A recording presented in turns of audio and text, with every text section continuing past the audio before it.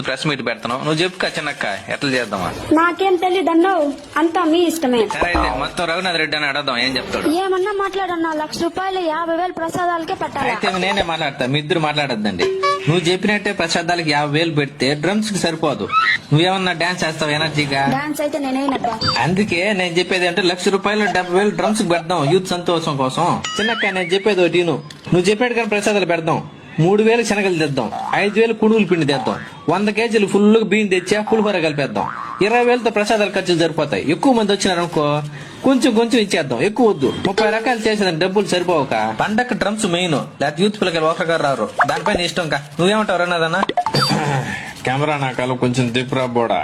ఎంతసేపు ప్రసాదాల గురించి డ్రమ్స్ గురించే మాట్లాడుతున్నారు కానీ బొమ్మ ఖర్చు ఉంది, ఐవర్ ఖర్చు ఉంది, కలర్ కాగితాలు ఖర్చు ఉండ, ఇవన్నీ ₹1,00,000 సరిపోదబ్బా. మనం ఏం చేద్దామంటే సాఫ్ట్వేర్ వాళ్ళ ఇంటికి పోయి ₹1,00,000 అడదాం ఎక్స్ట్రాగా. వాళ్ళని అడిగితే ఖచ్చితంగా ఇస్తారబ్బా. కరెక్టే. నువ్వు వినాయక చవితి పండగ అంటేనే పిల్లకాయల పండగ. వాళ్ళే డబ్బు లేకపోతే మనకు పడుతుంది బొక్క. చెప్పేదాకి బా మనం కూడా దగ్గరుండి అయ్యయ్యో నీ వల్ల డైలాగ్ మర్చిపోతున్నాయి. మనం కూడా దగ్గరుండి పనులన్నీ చూసుకోవాలా. పందులు డైరెక్షన్ చూపించాలా, ఆ ప్రసాదాలు ఇచ్చేటప్పుడు దగ్గరుండి తినేసి గుమ్మునే ఉండాలా. ఊరు మీరు వెళ్ళినప్పుడు ట్రాక్టర్ వెనకాల నేరుకు పోతా ఉండాలా. వాళ్ళ కలర్ నీళ్లు పోస్తే పోసుకోవాలి అంతే. అంటే ప్రెస్ మీట్ మన రఘునాథ్ అని చెప్పినట్టుగా